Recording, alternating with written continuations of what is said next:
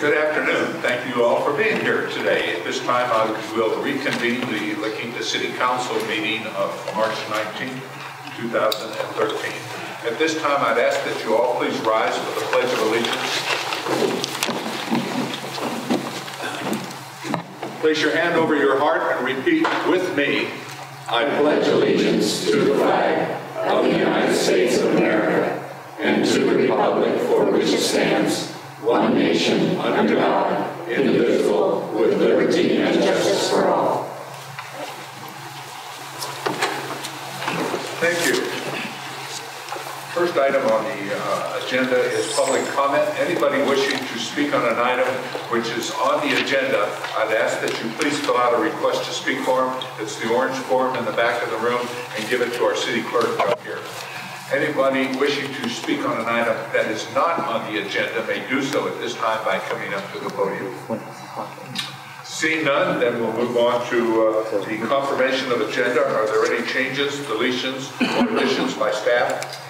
There are no changes. However, I'd like to take this opportunity to introduce a new staff member that's joining the city today, Amy McCormick, for yesterday.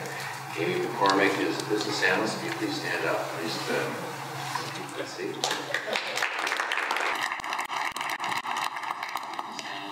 City manager's office. She comes to us from TD Ameritrade in Omaha, Nebraska, and she's part of our team, is moving forward team.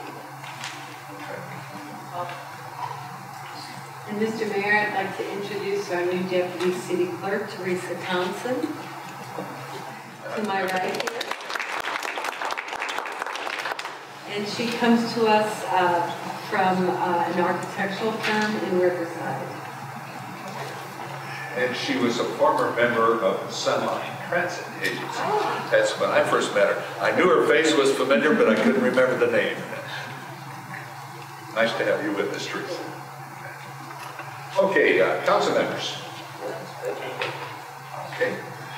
All right, we'll move on next to presentations. We have two this evening, and I'm going to come down into the audience and I will do the presentation of the proclamations.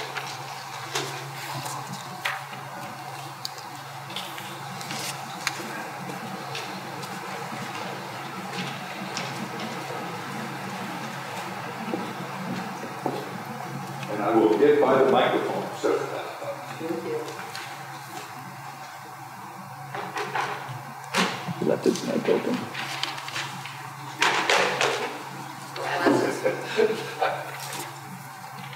I forget. I'm not used to doing this. Okay. First presentation, proclamation we have is to honor child abuse presentation. And we have with us here, Erin Hemingway. Yes. Nice to have you with us in that.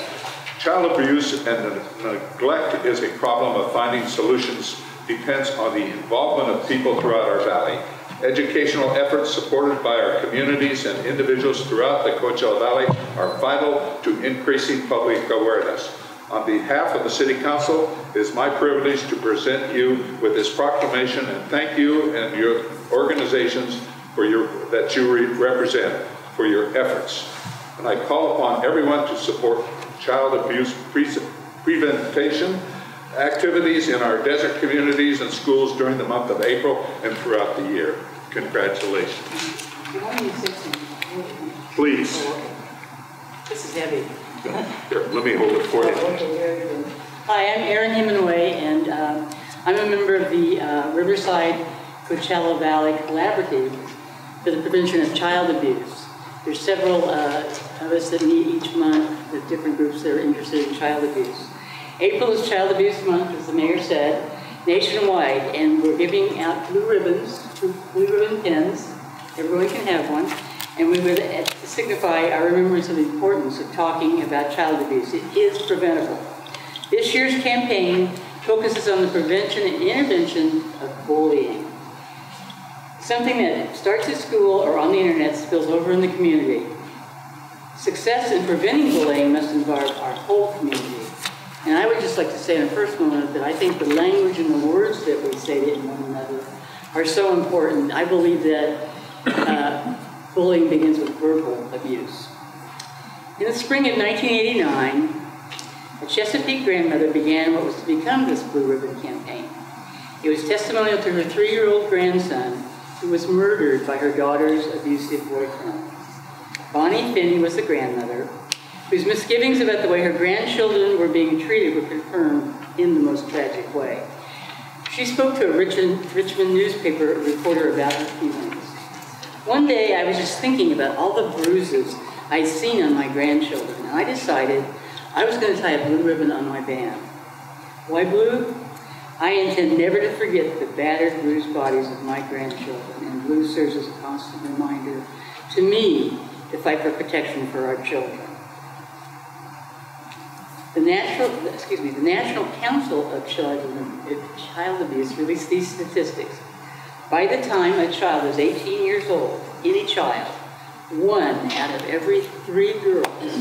So when you see 3 girls standing around, 3 little girls, one of those girls is going to be sexually abused, and 1 out of every 4 boys. Now I know we don't believe this, and I thought, gosh, and when I started going to this group, it's mind-boggling actually. And this is just what we know that's reported, right? There's so much unreported, 1 in 5 children are solicited sexually on the internet. We continue to have an ongoing campaign entitled It Happens to Boys. And there are some postcards here with information on this about boys. We know that sexual abuse to both girls and boys, there is sexual abuse to both, but the reporting of abuse regarding boys is greatly underreported. Often the abuse to boys is repressed, and those repressed feelings begin to emerge as teenagers and adult men. Alcoholism, drug abuse, road rage, domestic violence, it's destructive to all the family members in society. And by the way, it costs a lot of money, all this kind of stuff. So Prevent Child Abuse is has many ongoing projects. One upcoming in April is called Shatter the Silence. The mantra for this project is enough is enough, focusing on the prevention and education of child sexual assault, exploitation, human trafficking, and especially trafficking of children. Please help us honor April as Child Abuse Prevention Month by wearing a blue ribbon pin and telling people, what does this mean? And join us by attending our monthly meeting the 2nd Tuesday of each month at the Palm Desert Regional Access Project Foundation Office. That's an outfit. In the Warren Burger Foundation building. You all know where that is. It's on Fifth. And you can go to www.pcariverside.org for more information. Thank you so much for having me, and thank you for the proclamation. Thank you. Thank you.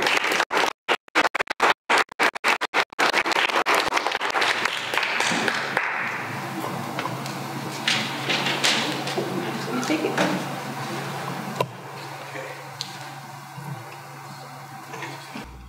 Okay.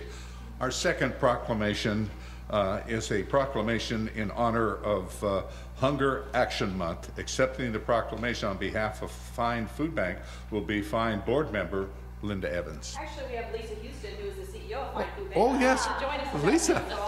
Lisa accepted all the photos. You'll do the photos, okay. Good.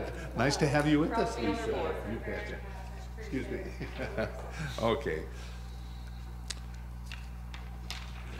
Hunger is a problem that touches every community in the Coachella Valley. In 2012, Fine Food Bank distributed more than 8 million pounds of food throughout its network of more than 100 community-based partners, which include food pantries, soup kitchens, shelters, after-school programs, and many other deserving organizations in the Coachella Valley and Riverside County.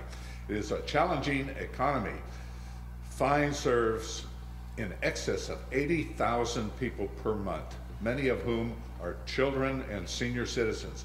It is important that we continue to raise awareness regarding the importance of the food bank network in addressing hunger. On behalf of the City Council, it is my privilege to present to you this proclamation, and thank you and Fine Food Bank for your efforts. And I encourage our residents to join with Fine Food Bank and become actively involved in helping to make the city of La Quinta and the Coachella Valley a hunger-free zone. With that, thank you very much. And I will say this, some time back when they first started to come out to the eastern end of the valley and that, we donated about $200,000, as I recall, to build, help build the facility, because you know how much we are aware of the need here in the eastern end of the valley. Well, council members, mayor, you know, I truly appreciate this on behalf of the people we serve. I do encourage each and every one of you to join us in the month of April wearing your blue ribbon, because it is a very direct correlation between food insecurity and the abuse that we're discussing about. The most important thing is this month is about recognizing food insecurity is not the homeless. Food insecurity is their children that are attending our schools, our senior citizens are struggling each and every month to make decisions on whether to pay for their utilities or to pay for the pharmaceuticals, let alone whether they choose to buy food. And this month, we'll recognize each and every city is signing a proclamation to join together the sister cities to show the support of a collaboration on the efforts that can be done here in the Coachella Valley. So thank you so very much. Would you like to invite them to the march? Yeah. So on the next, thank you, Linda. On Wednesday, we're having an open house at the food bank in Indio. And then on April 5th is our big fundraiser. It's our Channel 2 TV telethon from 5 to 11. Where's in Indio in the industrial park. If you go to www.findfoodbank.org, it'll be right there. All right? Thank you, so Linda, for much. being here. Thank you.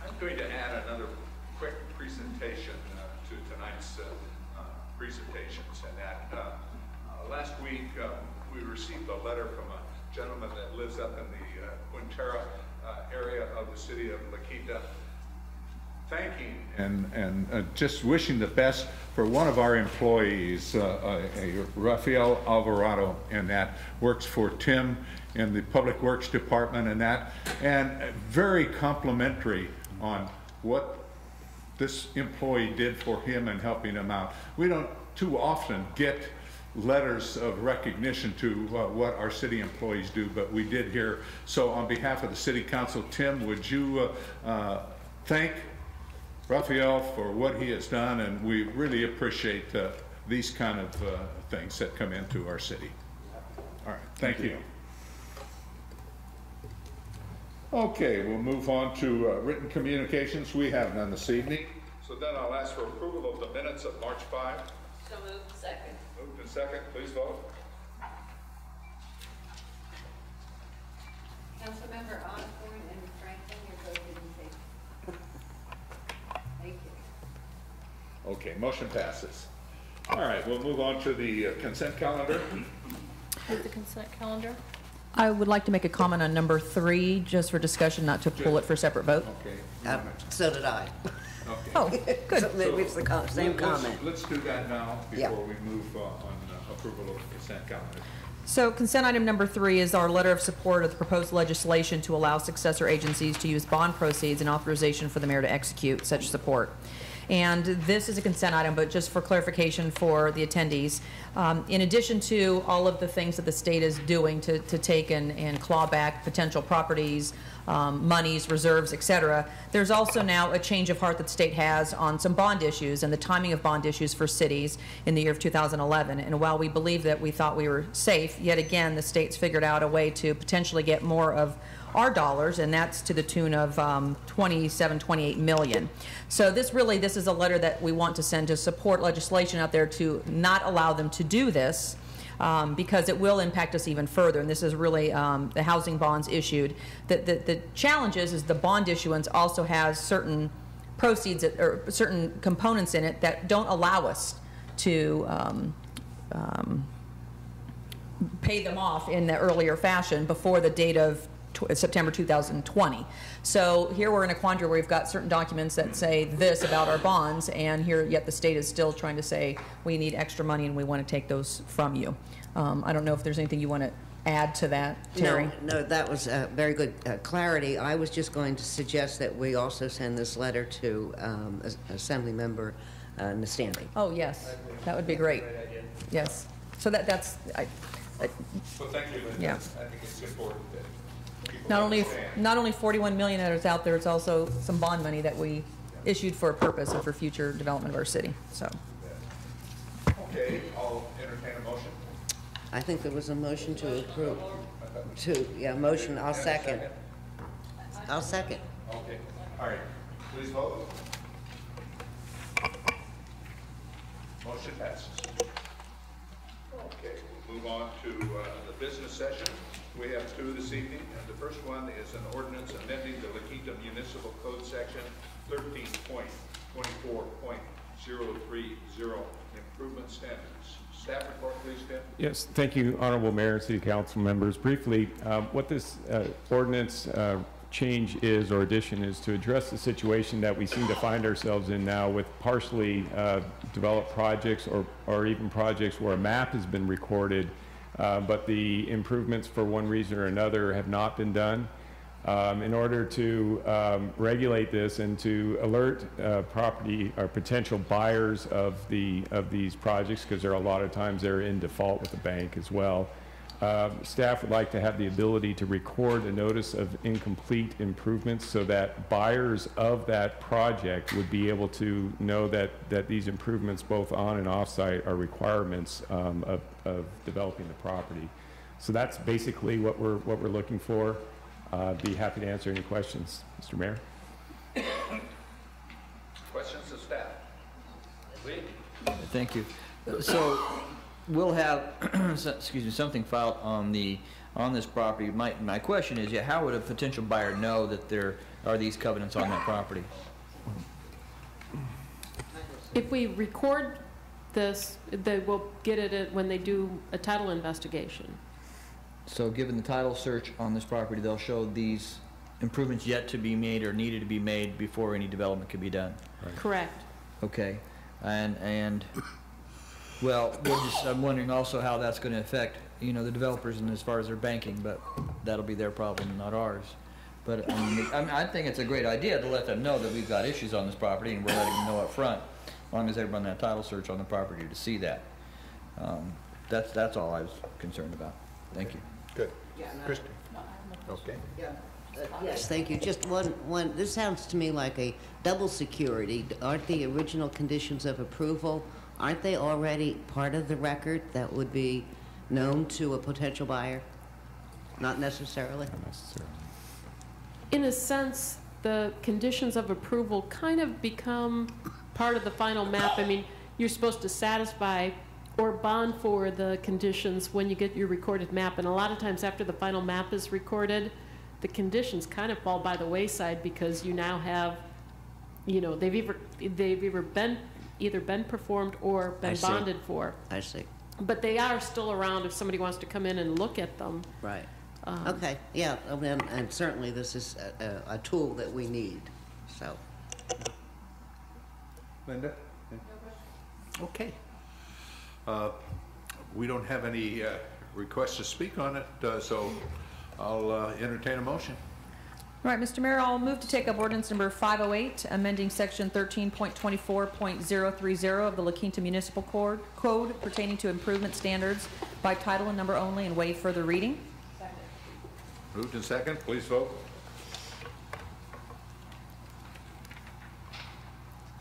Motion passes. Ordinance number 508, an ordinance of the City Council of the City of La Quinta, California, amending section 13.24.030 of the La Quinta Municipal Code pertaining to improvement standards. And with that, I'll move to introduce ordinance number 508, amending section 13.24.030 of the La Quinta Municipal Code as set forth in said ordinance on first reading. Second. Moved and second, please vote. Motion passes. Okay, we'll move on to business session item number 2, and that's plan specification, engineer's estimate, and advertisement for bid of a modern roundabout at the intersection of Eisenhower and Cali-Sinola. project number 2010-11. Staff report, please, Tim. Thank you.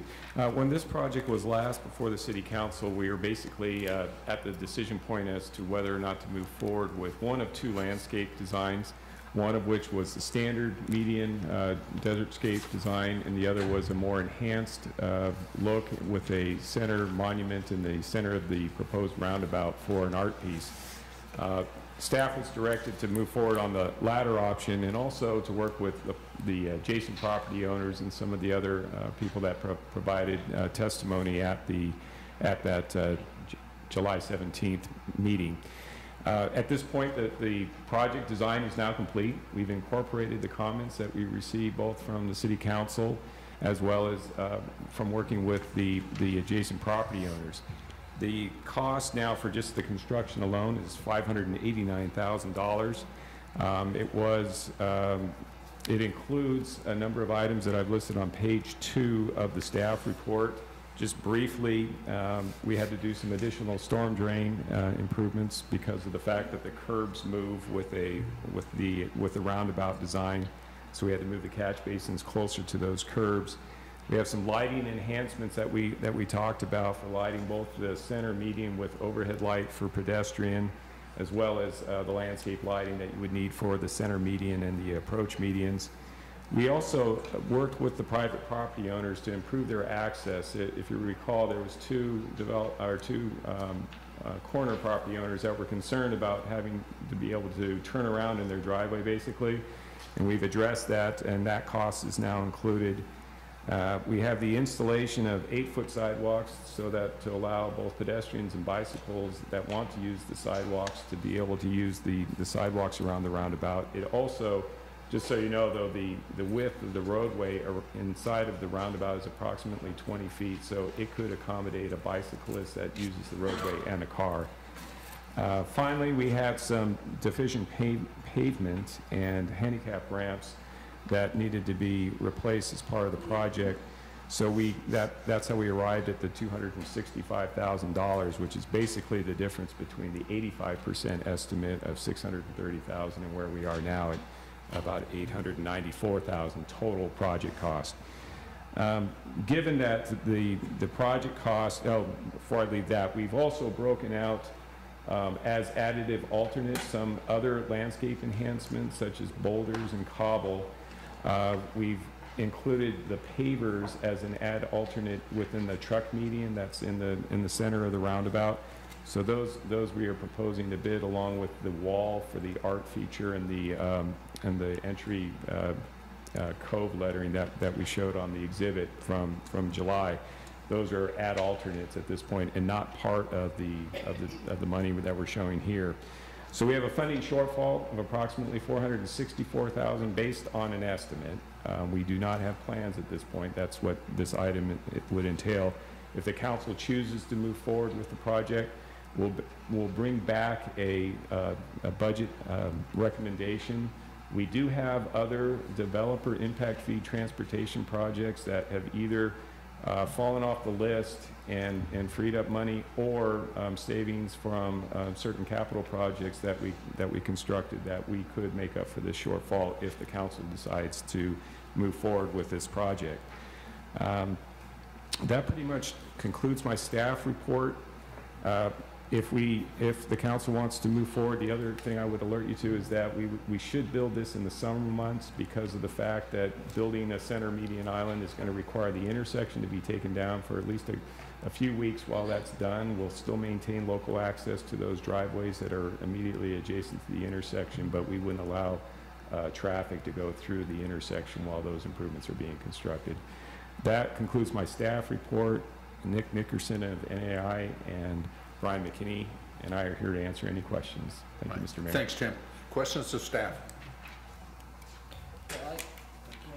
I don't have a question per se as much as a concern that sometimes projects like this, the more they hang around, the more expensive they get.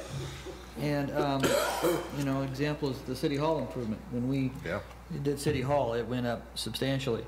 So if we've got other diff funds to cover the cost, that's fine, as long as it's not coming from the general fund, but also in the fact that what it is, let's at some point put this thing to rest and not let it continue to creep up. I mean, with these other additives, you know, there could be a couple $100,000 more, and I'd hate to end up with $1 million project for a roundabout. The one question, the lighting enhancements you mentioned, that's not going to have any problems with our dark sky ordinance, is it? No, in fact, we're paying extra to have lights that meet that because we're just directing the light directly down where it needs to be over the pedestrian pathways on each leg of the intersection. So no, Okay. it won't interfere with that. Okay, thank you. That's all I have, Mr. Mayor. Okay. I do have a question, or maybe a comment too, in addition to what Lee said. I'm concerned about this additional $464,000, and it's a little hard for me to move forward on a project when we don't know where the money's coming from, for sure. Okay, This causes me pause. I understand. Okay. And so, can you tell me where the money's coming Well, from, for we sure? We've identified 3 projects. Maybe, Nick, you want to come up and talk about the funding?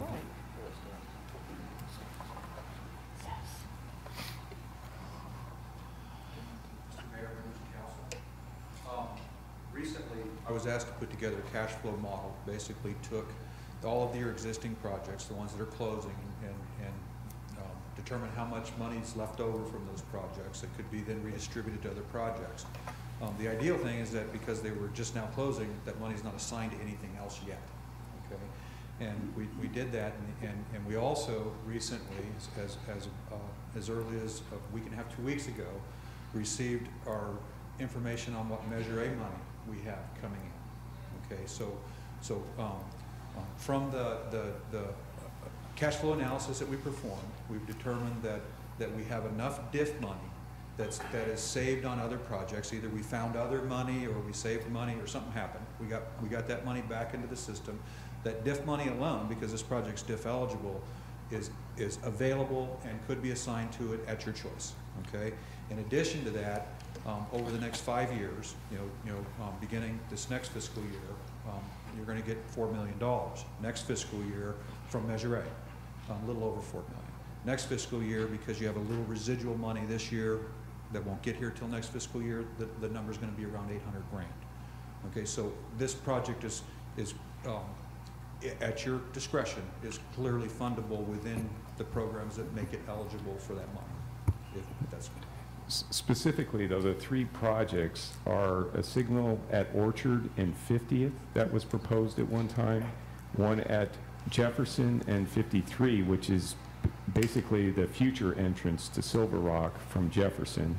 And then the last one was a cost savings from basically getting money from developers to offset our costs on the Fred Waring landscape project. We had about $225,000 extra come in because of our work with the adjacent developments that owed us money for building those medians out there.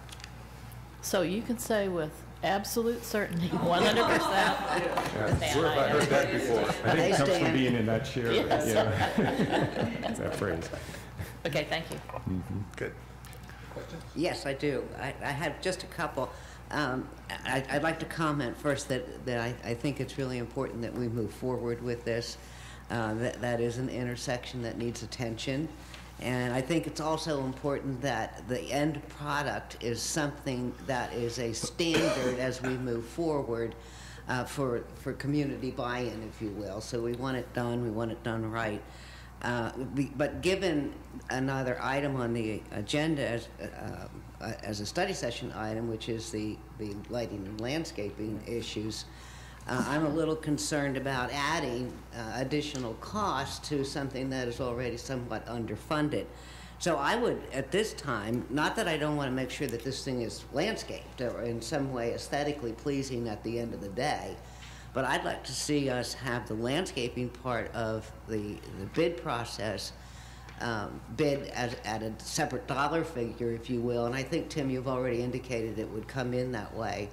And that we could have the option of looking at alternate landscaping ideas at a future time. We have 4 additive alternates. We could include a 5th one where we basically split off the landscaping component and bring and give the council the option when we get actual bids on it to say whether or not we want to include that or if we want to do something different after we install the hardscape. But we could work with that. Well, and I think it would be nice to see that that figure's separated so that we would really have an idea of what it is. And some of the alternates, there could be a little more hardscape rather than soft setscape with plants and irrigation. And I also appreciate very much the question that both Lee and Christy had. And one of the things that we've been so fortunate the last several years in benefiting from is a much lower bid than engineers' estimates. And quite frankly, I'm kind of counting on that again. And hopefully that, we'll see that kind of savings. And then additionally, when all is said and done, if it looks a little iffy, we don't have to let the contract. But we'll know exactly where we are in cost and be able to move forward at maybe some future time. So with that, I think it's a go for me. Yeah, I definitely support the project as well. Did we also not use Quimby funds leading into that roundabout for some curb or street repairs of some sort? Was some activity has occurred already prior to the actual roundabout location? Is that CIP maybe? Or? We have another capital project using block grant money. Block grant. That's going to be putting sidewalks where this project stops and go to the east, basically to Desert Club is going to provide sidewalks. Okay. Yeah. But there's also some 929 possible recycled money available. Well, we do have some, I believe, the last time I checked. We don't have any assigned to this project. I'm wondering where the money's coming from. Okay. So we clearly have the funds. Just my questions. Thank Tim this morning when I had the meeting with the city manager. Tim came in because I'm looking at a little 8.5 by 11, which is not really something that you can really see what is happening there. And I had questions in regards to parking and to sidewalks, being able to move foot traffic around, et cetera, and the curbs and that. And Tim was able to answer all the questions. And I think the one key element that I was really concerned with is you have 4 property owners on all those 4 corners.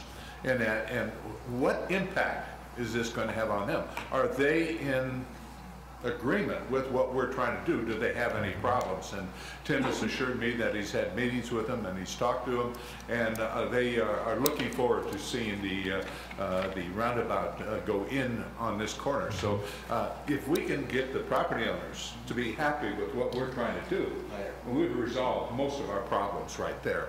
So I'm happy to see that staff has worked with them and they're in agreement, and we're looking forward to a nice second roundabout. And that was all I had. Now, we do have a couple of individuals that wishes to speak. Jeff, you want to come on up?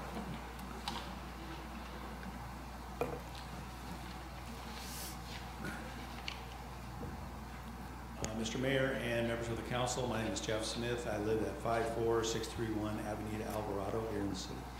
And I am here tonight. I am a member of the Cove Neighborhood Association, and we, myself and the group, feel that this is a badly needed project that we hope that you will move forward with here in the Cove. The 3 options that intersection are, A, do nothing, B, a standard stop traffic light situation, or C, this roundabout. A is not really an option. The traffic levels there are far too heavy, and the traffic light of the effect on the community of the traffic light, the noise associated with the cars coming, stopping, racing off again very often. If we can ameliorate that with this roundabout, I think we should do it. We are aware that the costs have come in a little higher than expected, and I think, Terry, your point is well taken about the bids. I hope that you're absolutely right about that. But I think one of the reasons that the costs have gone up is because the staff has been so considerate of the needs of the surrounding homeowners, and making sure that their needs are met, which I think is another important one. We want this roundabout to be a success, because we in the Cove Neighborhood Association believe that the Cove is a really special place. And if to maintain that specialness, if we can come up with an effective way of making a safe intersection without a standard traffic light situation in the Cove, we very much appreciate it and think that it's needed. Once again, myself and the organization really encourage you to continue with this project. Thank you very much. Thanks, Chet. Kay?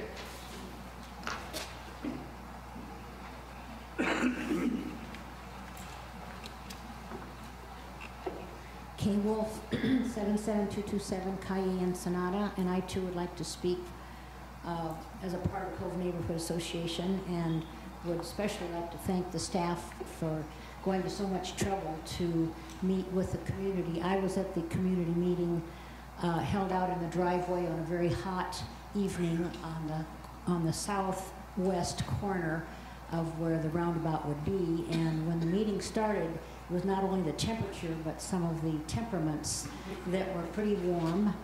And as the residents, the neighbors, and the people who just travel or would be traveling through that intersection became more aware of what the options were, what it was going to look like, and the ability to the city to listen to their concerns, things took on an entirely different tone by the time the evening was over, which was nice to see that little transition.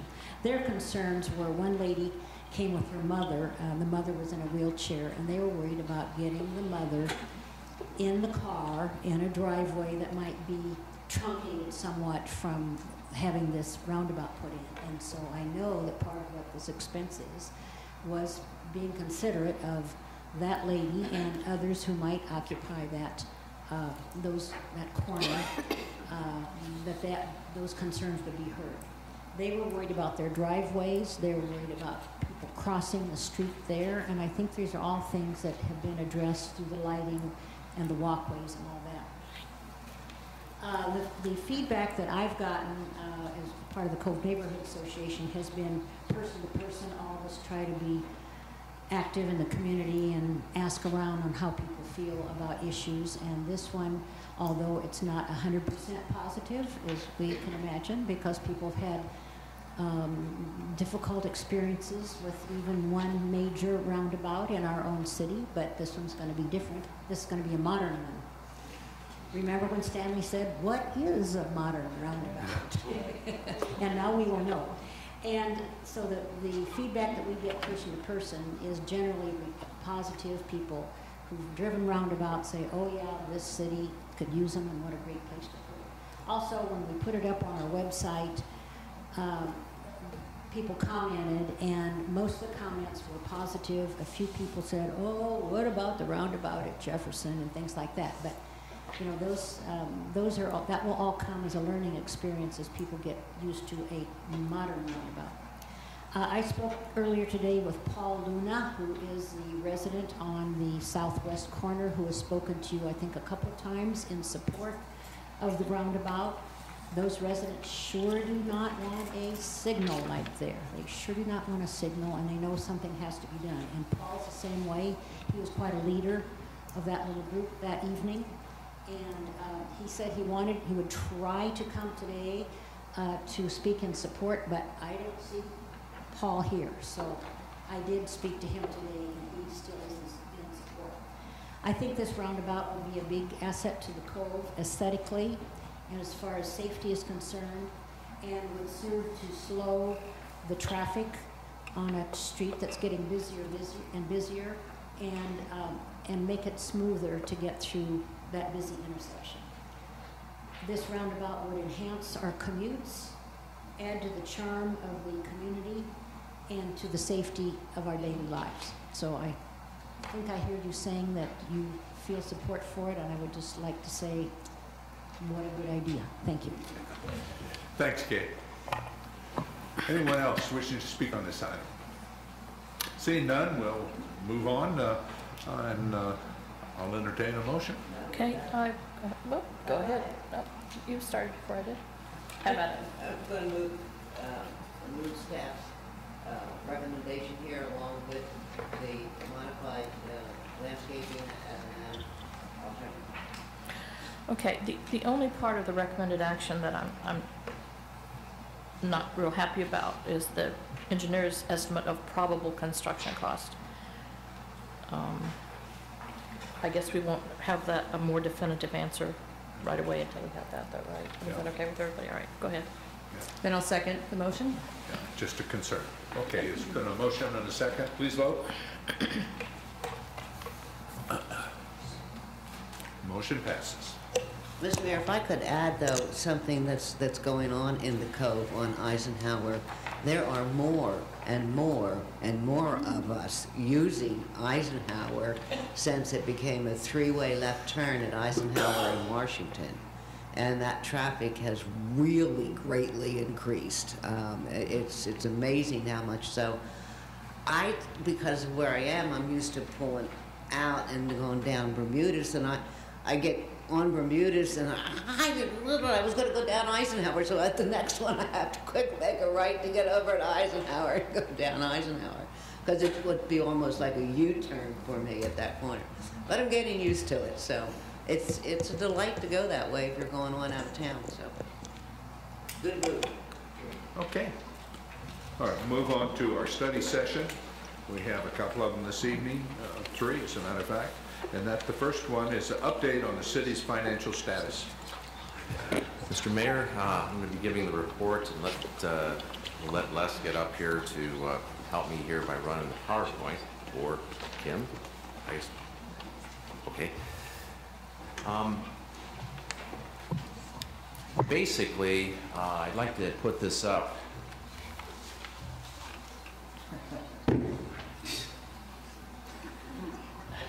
This sits in my office as a benefit from Councilmember Henderson. And oftentimes we use this crystal ball to try to discern where we're going forward in terms of some of the things we're dealing with the state of California and its impact on us financially, as well as what we are faced with in terms of our future revenue activities and our income, as well as some of our expenses.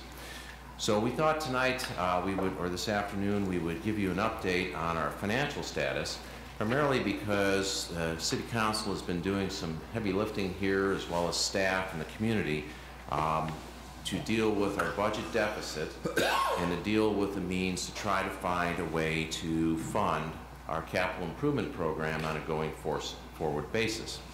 So, we look at what we had started the year with. We adopted a budget that was roughly $40 million of expenditures.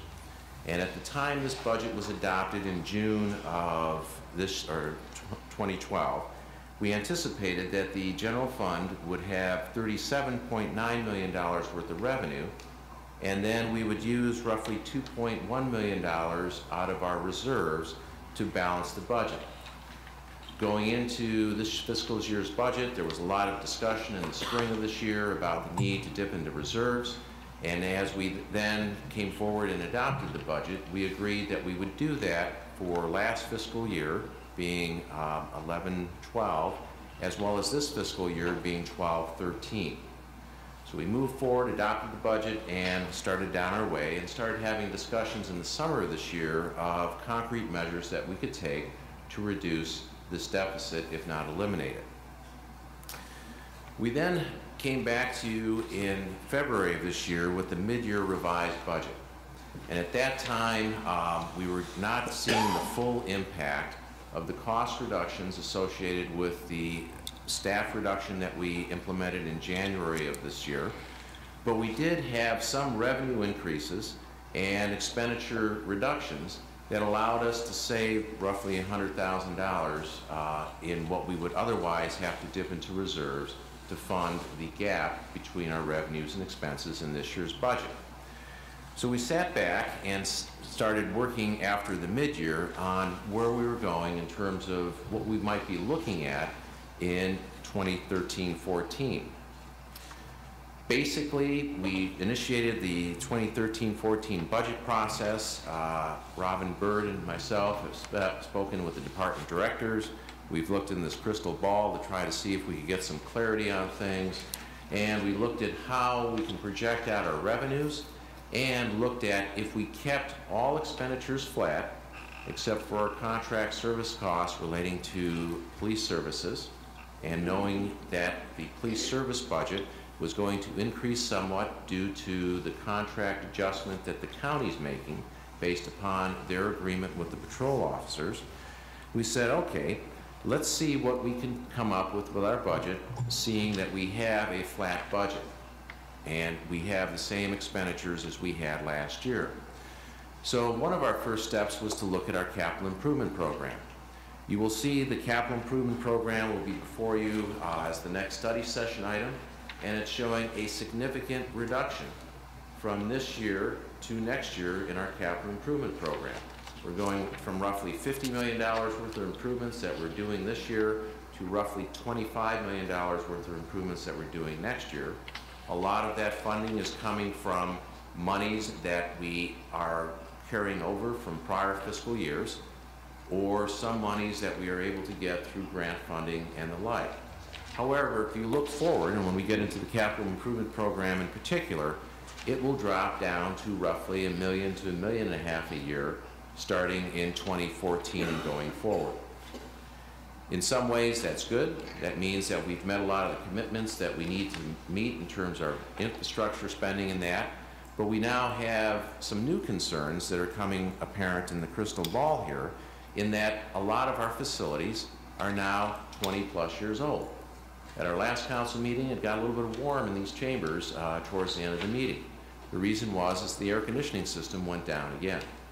The air conditioning system that works this council chambers basically is 20 years old, and in order to replace it, that's going to be a $40,000 plus expenditure.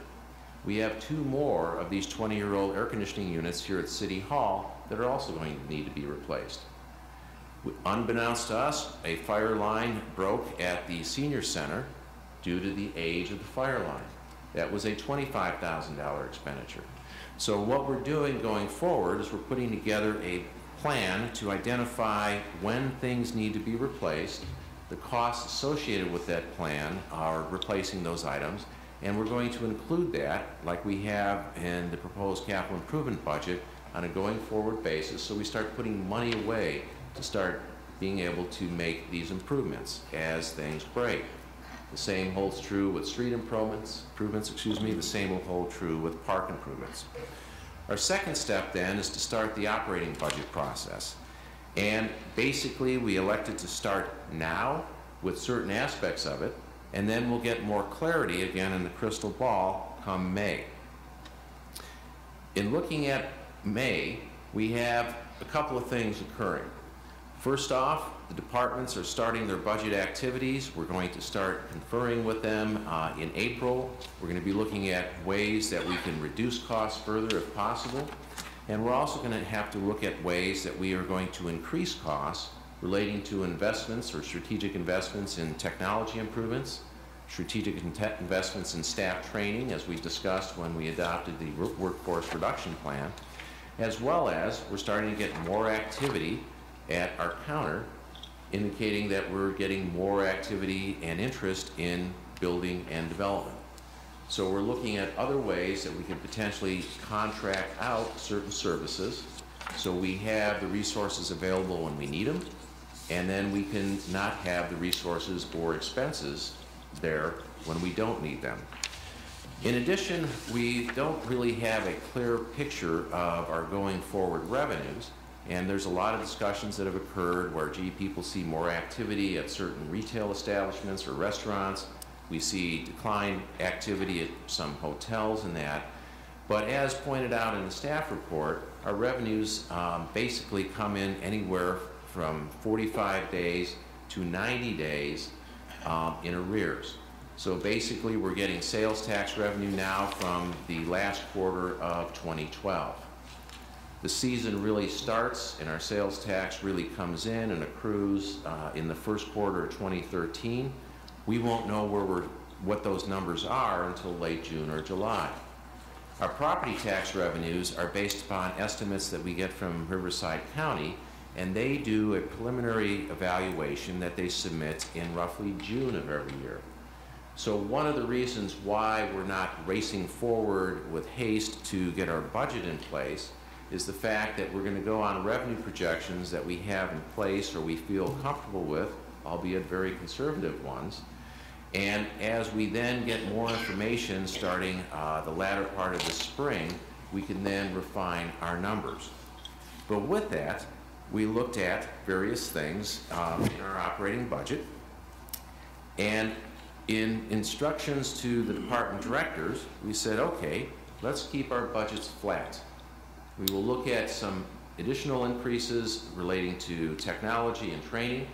We'll look at additional increases relating to potential contract services. But let's assume for a moment we keep everything flat and we fund those out of some other resources.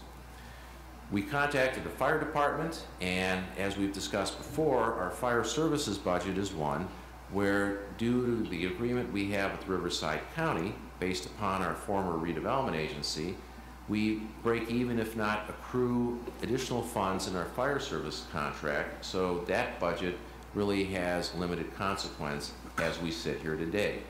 That could change if the state legislature makes certain changes to commitments to pass-through agreements.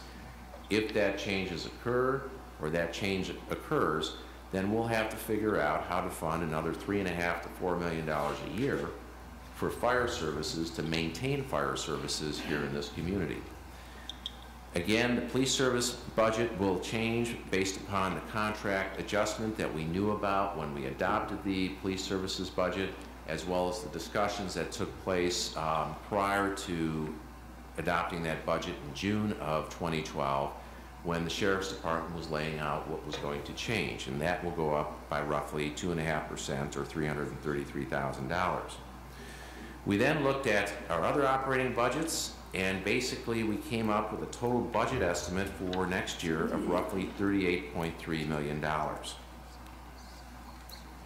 If we look at where that goes, basically our revenues, based upon some increases in property tax revenue that we already accounted for in our mid-year budget, for some increases in our transient occupancy tax revenue based upon continued income from short-term rentals in single-family homes, and some increases in a few other revenues that we have identified here.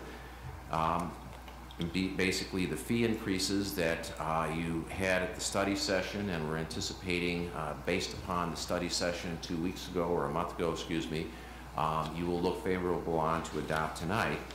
We would end up next fiscal year with an operating surplus of roughly $1 million. You go to the next slide, we can kind of talk about how we get there. Again, where we're looking at revenues, we're seeing revenues of property tax increase from $6 million to $7 million. We're seeing our TOT increase by roughly $300,000. We're seeing our permit and fees increase both due to added activity as well as the higher fee schedule by a little over $400,000. And this assumption includes all other revenues stay the same, stay flat. In terms of our expenses, basically the police contract will inch up by the $300,000 that we talked about. We've reduced non-public safety costs by close to $2 million, or a little over $2 million. And we're assuming that all other costs stay flat. So, what does that mean in terms of the bottom line? The bottom line is that our revenues are forecasted, if our crystal ball is clear enough, to exceed our expenditures. We basically will end up with a surplus versus a deficit of $1 million. That'll be at the year end, not at the beginning of the year. We basically have improved our financial position by $3.1 million in that we've eliminated the $2 million operating deficit, and we've now added to that swing another $1 million in the surplus. And this is based upon projected revenue increases of $1.4 million and a reduction in operating expenses of $1.7 million. So with that, I wanted to provide a snapshot of where we sit today. There's been a lot of discussion as to the benefits that may have been gained or may not have been gained by some of the tough decisions that were made. And while this could change going forward, based upon the items that we have sitting here in terms of the RDA actions or the actions relating to the former RDA and the general fund reserves, the fact that the CIP is now dependent upon general fund surpluses, because before it was based primarily upon redevelopment agency revenue.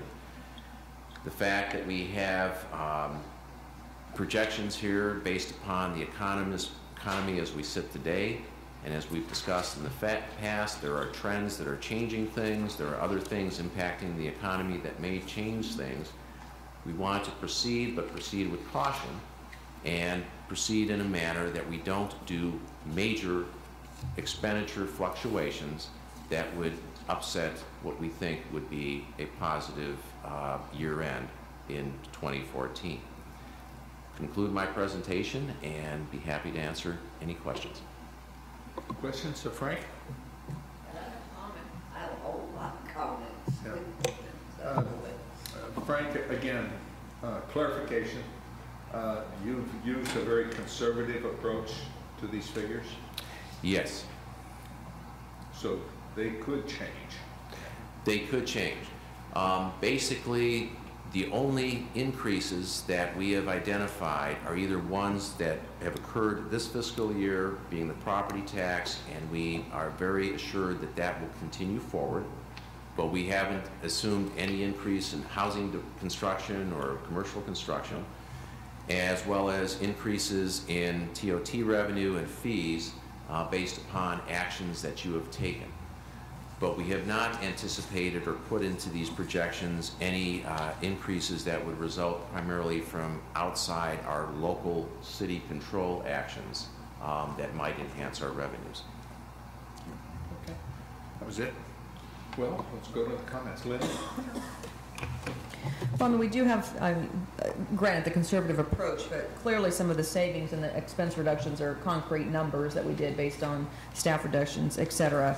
And I'm just thrilled, as Christy would say, I'm thrilled to pieces, that we have a swing of $3.1 million in a matter of 12 months. The fact that we're making up the deficit and not pulling from reserves potentially going forward and actually having money to work with to determine what we do with it, CIP or whatever may come our way, is a much better position to be in. But with this great news, and I'm going to be a glass half full because this is very great news, we can't let up. We can't let up on continuing to manage the expenses. We can't let up on the push for additional revenue and the enforcement of the short-term rentals. I think that's going to go gangbusters, and I know that we're, proceeding with caution, but all indicators show that that's moving forward, and it's just a matter of getting it known throughout the city and the HOAs and getting our take.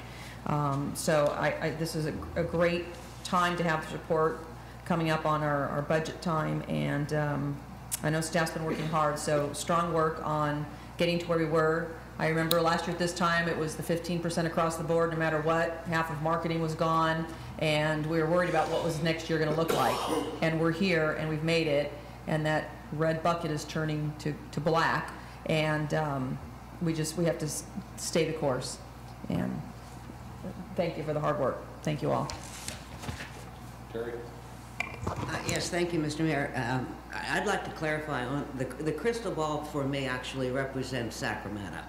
I mean, that's where we just don't know what's going to happen to us. And every time I look in there, I kind of get sick, which is why I loaned it to you.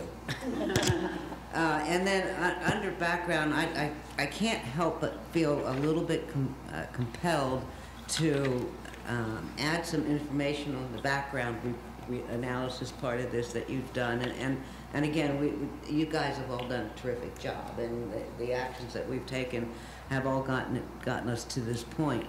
But as part of the background, because it was kind of difficult to sit here and hear about certain maintenance obligations that are suddenly coming upon us, and somehow we never expected that. And in truth, we had equipment replacement and truck replacement, and we had lots of replacement funds, and we had dollars set aside for that.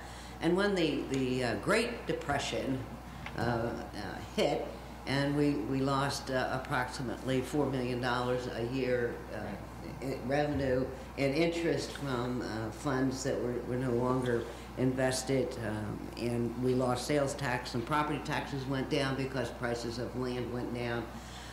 We used those funds, and it was a legitimate use, and I'm not sorry about that, but I like to explain that we were not living in a cave, ignoring that as a future expense. So good for us. We had the money to use. We did use it, and now we need to get back on equipment replacement fund activity. And these are all of the things that will continue to happen. A lot of our good habits are going to be able to come back as the city certainly not only survives, but sees an increase in revenue streams with property taxes going back up, property values going back up, property taxes will go back up, and I think we are seeing an increase in TOT with the new program that we've put in. So we're going to be able to get back online, and I'm just really proud of everybody that participated in this activity. It was a difficult one. It's still not over. There's still things that we need to look at. We need to remain resolute in moving forward with certain other items that we've talked about and haven't taken action on yet. But I just feel really, really proud of the city and the folks that we work with, and all of you folks up here. And I know that it's turning around, and I feel real good about it. So thank you. Lee, comment?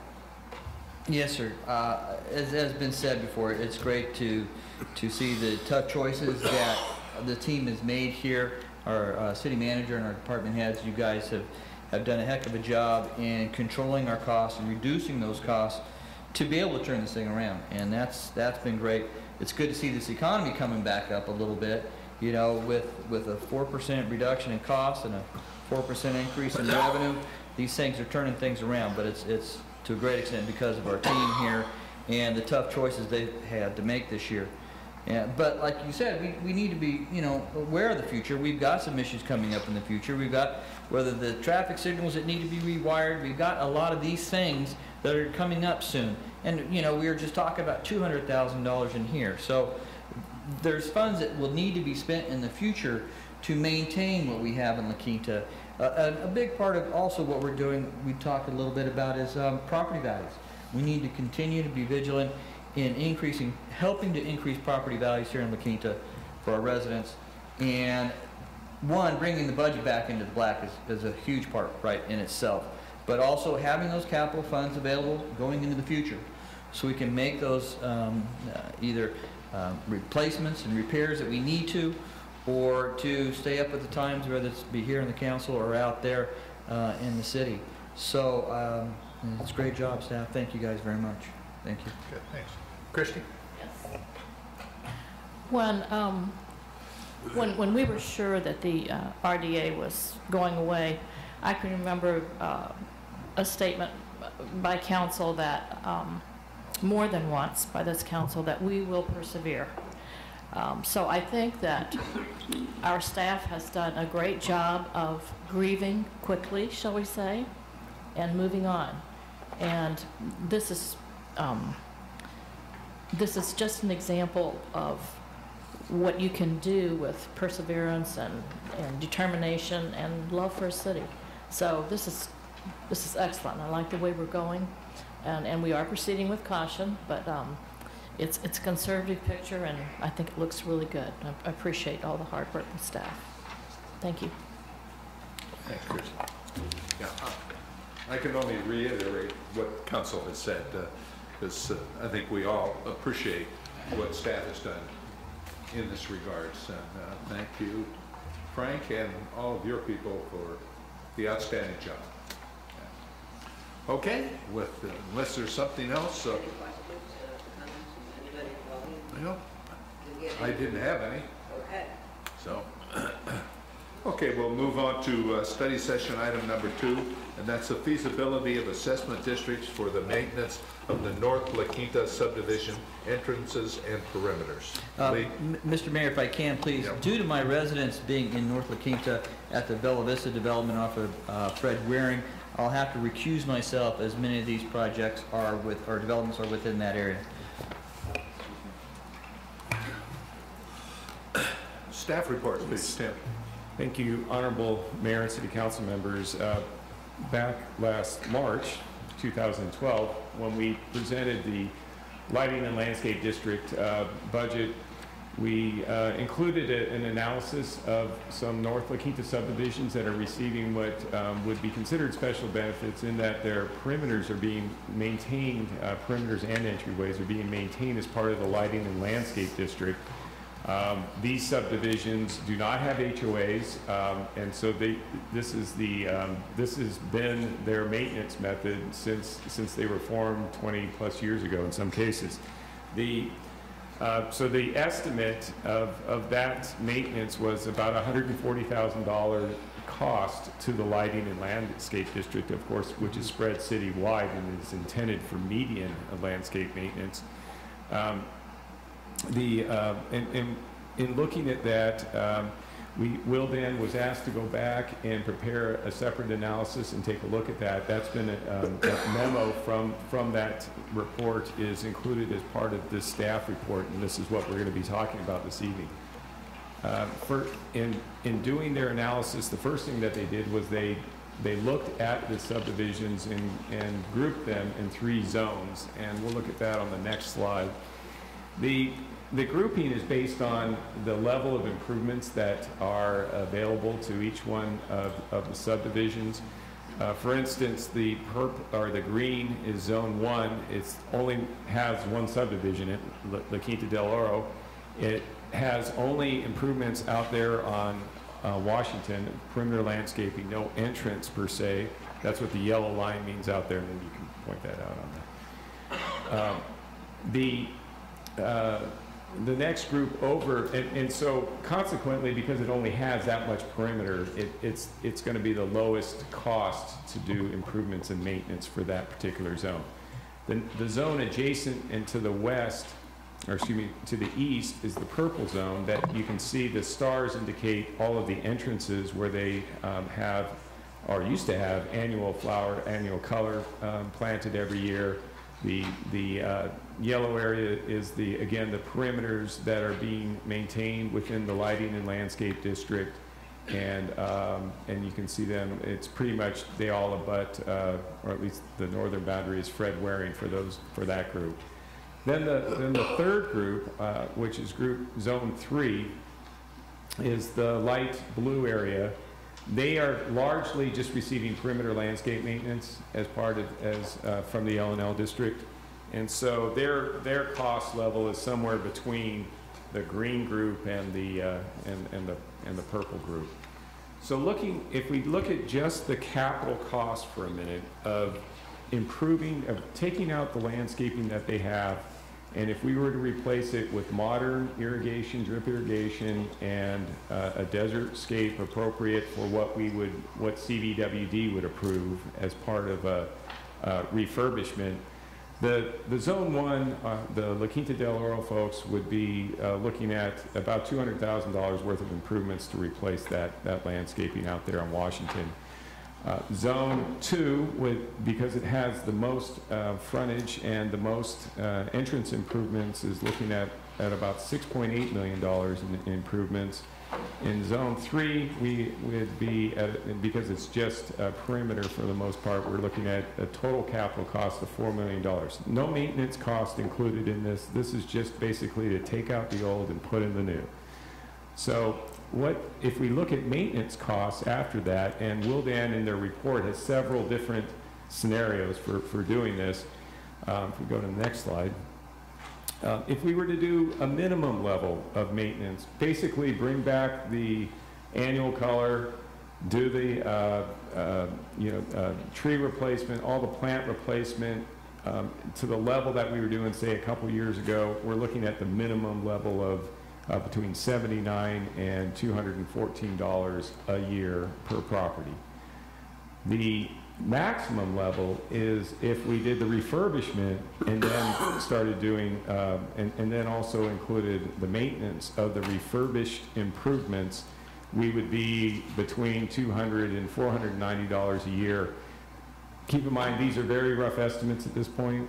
We've tried to make an estimate based on doing those initial capital outlays and then amortizing them for 25 years. And so the finance cost piece of it, we're taking a guess at what that would be. So these are the ranges, though, that we think from the low end to the high end that the assessments could be. They are, you know, just from an informal review of local HOAs in that area, $400 is you know, $400 to $450 is about average from what I've observed up there. So these, even at the higher range, we might be a little bit higher than some of the HOAs, but we're certainly in the ballpark, I would say, of what an HOA would charge for similar improvements. So what would be necessary if the council wanted to move forward with creating either 3 assessment districts, maybe more, depending on how the homeowners shake out on what kind of improvements they would want to see. We would need to approve Willdan's proposal for the public outreach so that we could engage the homeowners. We would set up a series of meetings with the homeowners to discuss what level of improvements and maintenance they'd like to see. Then we would move on to, once we have that element figured out, we would need to do a detailed engineer's report to get those costs, exactly what would be necessary. The city council would then have to hold a public hearing and notify the residents through that they were considering an assessment district or districts. And then the balloting would have to be approved, and then at the end of the balloting for assessment districts, it's 50% plus 1 is, of the affected property owners is the threshold for establishing the district. So that concludes my staff report. We have, you know, we have a number of different directions that we could go. We're looking for whether or not we want to start the public outreach efforts or not. The final landscaping cost estimates, like I said, would come from that after we got input from the homeowners, so we wouldn't really be able to give you exact costs until we got that piece. There's always the option of doing nothing and absorbing the $140,000 every year.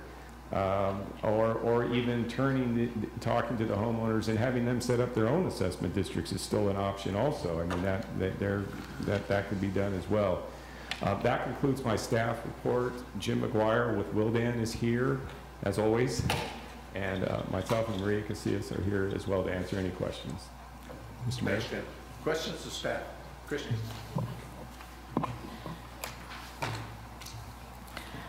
So if we were to go in and replace everything, make it drought resistant and do what needs to be done, is that $11 million? No, okay.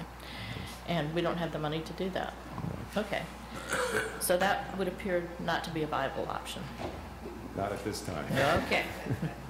I second that. Wow. And that's based on square footage cost of construction that we're seeing now for similar projects that we're doing landscape-wise. It's a lot of square footage when you start adding up all of the perimeters out there. So, in terms of this annual cost of $140,000 a year for all of these to just maintain it, does that cost include our labor for, don't we clean out catch basins or something else that goes, and isn't that paid for out of landscape and lighting? It is, but there's an offset to the drainage. And you'll look at the scenarios, we didn't, for reasons that Jim can explain, we are not saying we want to do the drainage basins in all scenarios because of the fact that we get CSA 152 money from the county, which is specifically assigned to storm drain maintenance. We feel that's more of a citywide issue than to necessarily put this onto the individual developments. So that doesn't come out of our landscape and lighting budget? It's included, it's one of the line items actually in the lighting and landscape budget every year. Okay. All right, and then realistically, I mean, I realize this would involve a lot of education and communication with the homeowners, but realistically, do you think that they would actually vote? I mean, to have an assessment district? I think that it's a hard sell if you don't have improvements as part of it. But if you look, I've been approached, I can tell you, by the Rancho Ocotillo folks, because we're talking to them about the fact that they get a new sound wall as part of the Fred Waring widening project. And the first question out of their mouths is whether or not that includes re-landscaping Fred Waring, because it's old, tired landscaping basically out there. And I know, and I haven't been able to talk to them because of the fact that we haven't talked about it yet, but I know that there's at least interest from those North La Quinta subdivisions that I've spoke with. Cactus Flowers, another one that I know is looking for something to be improved out there. But I haven't been able to talk to them about dollar amounts. But I think with improvements included at these levels, if we can provide them, I think that, you know, that there's a reasonable chance that at least 50% of the people, homeowners, would want it. So when you say improvements, what are you talking about specifically? Obviously, we don't have the $11 million to do what we'd like to do, but what would they be looking for? What are you thinking? Well, I think that they're looking for the refurbishment. They're looking for the drought-tolerant landscaping with the drip irrigation, and Jim really could get into the details of how that would be financed so that it doesn't impact our general fund. We're not proposing to front that money. And, you know, Will Dan specializes in financing or finding financing methods for doing this kind of work, and so I'd let him address that. Could you do that, please?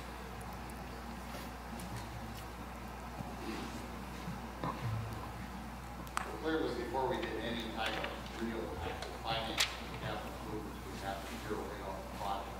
So exactly what we're going to do, what the total cost. Move the microphone up, please. Thank you. Is that better back? Okay. I'm not sure it's even on. I can't hear it myself. I don't think it's on. It is? Okay. But what we would do is structure some type of bond financing over a 25 or 30-year period to pay back the initial capital cost. So we get the money up front to construct the improvements. And then through the assessments, they would pay it back over a long period of time. And that's kind of built into our project already, but it may be somewhat underestimated in terms of the financing costs, because those have been fluctuating a lot lately. So until we have a pretty good idea of true project costs, what we think it's going to really cost to maintain all these improvements, coming up with a final number is rather difficult. This takes at least a stab at it at this point in time, because we may possibly limit some of the improvement construction costs.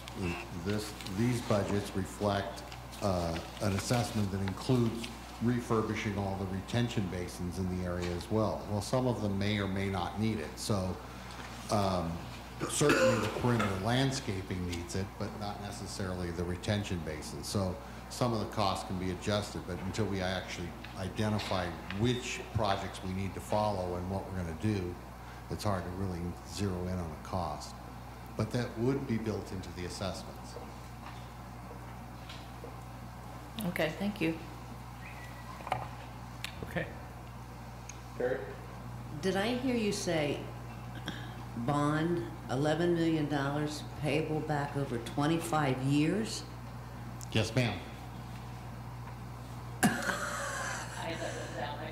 Or 30 years, or 20 years, depends on the bond Somebody's issuance. getting a heck of a lot of money back on an $11 million bond sale. I mean, that just sounds incredible to me. Take 25 years to pay back $11 million. The problem That is should be if paid you're off. trying to collect it through the assessments, the shorter term, if you go to a shorter term, like 20 It's a years. higher assessment. It's going to be a much higher assessment. You could end up adding $150 to each one of these assessments on top of the rates that we've Okay. already talked about. All right, well, let me ask another question here. Tim, using the standard landscaping plan that the city has more or less adopted, if you will, would all of these communities be bound by those designs, or would they have an option to step out in front and say, well, we want more cactus or bigger rocks, or will they have a voice in what goes on out there? Well, I think within reason, yes, we would. We would have to take a look at that and see what they're proposing. But certainly, we could, if Cactus Flower wants more cacti and somebody else wants, acacia trees. I mean, as long as they're within the same price range, I don't think that there would be a problem. Making it unique to the subdivision. Well, I will coincidentally tell you something that took place this morning. For me, I'd received a call from someone that I didn't return until this morning, and I had no idea what the call was about. And it was, we all know her, Marty Butler, and she lives at Rancho Acatia. Is that right? Yeah, she lives at Rancho Acatia, and she had no idea that this was on the agenda for today. But she called specifically to say, we want our landscaping improved. It really needs to be improved. It looks awful out there. Our property values are going down, and we need it improved. And I said, we're not going to get it unless you're willing to pay for it. She said, well, we know that. And she's apparently taken over some neighborhood watch program, and she's dealing with about 40 of the homeowners there, and they have all said they are willing to come up to the table for an assessment district to get a better, improved landscaping around their project. I mean, she was just adamant about it, and also understood that the city just wasn't in a position to, but they want it so bad, and I guess they would, if they could figure out a way to get together and go ahead and do it, they would do that. But I'm sure they're not sure how to go about it, set up an assessment district. So I think we need to go this next step and get out and talk to these homeowners groups and see if there is the kind of support that I heard this morning from Marty. So I'm really seriously need the next step information to see what kind of support there is. Yeah. I think if I were a homeowner, one of the first questions that I would ask is, I'm having a senior moment. You've been taking care of it all along. Why now? Yes. Why should I pay for it now when it's been maintained all these years? I know what it was. I'm sorry about the senior moment. Okay.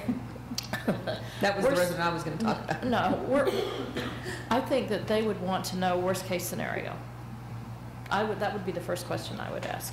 So if everyone doesn't get on board, then the worst case scenario is we just continue to do the same and we're not replacing any of the plants, right? Right. I mean, there has to be some kind of, that would be a question I would ask. There has to be something out there to some impetus other than the beauty. I mean, it's either A or B, right? Well, and I hear you, and that's why I've always been a little hesitant about, trying to get folks to participate in something that they've been getting for free. But I've also asked Nick to go back through the records and verify, and Don, I hope that you remember, in 96, 97, and 98, on the lighting and landscaping, there was a higher rate that these developments were paying. Right. And they came to every one of our LOL public hearings and said, we don't think we should have to pay that higher rate, and it was for the outside landscaping. And as usual, good sympathetic council members, after 2 or 3 years of hearing this, we took it off. Yeah, Now, it had nothing to do with reducing but we removed it. So there was a time, and it was right after that time, that the new projects were to be conditioned on doing their own outside. But about 2 years passed before the condition went in, and we ended up with a couple of extra. So that's why there's so many over there. So we did have it at one time, and it was legitimate and it was justified, but we let it go. So when you say you let it go, you leveled it off to what every other resident is paying? Because technically, everybody's paying into the district now at a certain rate. Yes. Yes. So why is it that if we're forming a district specifically for these, if everybody's paying into it now and there's a shortfall, why doesn't everybody get to vote on the people that have been getting something extra as opposed to just those that are being affected? Because if I'm paying for my perimeter in an HOA and I'm thinking, wow, my money in the district that I'm paying is actually helping maintain some other development, I should get to vote 50+1 to say, yes, you should pay your own way. What's the stipulation there?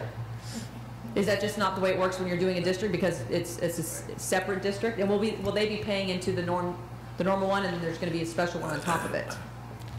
Is that the process? Well, do you want me to be real straightforward with you? Yes, please. Okay. The answer is they're getting a freebie ride. Right now. Technically, the assessment that you have for the existing that everyone's paying should really only be paying for median landscaping. And maybe conceivably some of the arterial parkway landscaping. But these property owners have landscaping that other people that are paying all these assessments, like the HOAs, they have landscaping that everybody else doesn't. So they're kind of getting a little bit of a free ride for their improvements.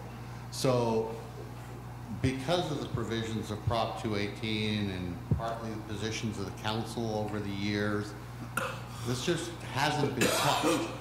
So now we're bringing it forward saying you need to do something. Either this is, the landscaping is likely to deteriorate in these areas even further than it has, or property owners are going to be asked to step up to the plate and pay for what they get above and beyond what everybody else gets.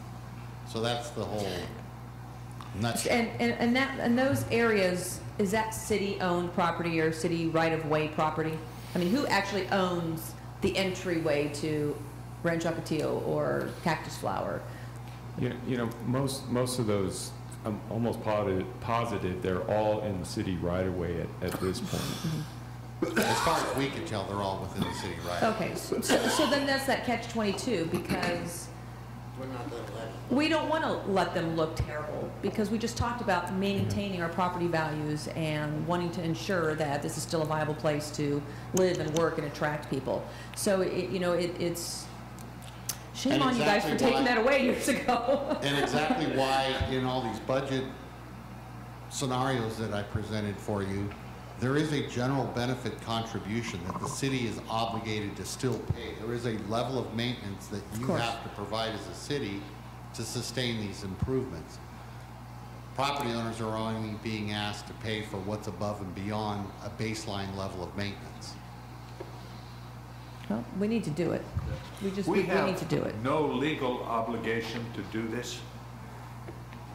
Well, you have a political obligation. You don't necessarily have a I said a legal obligation.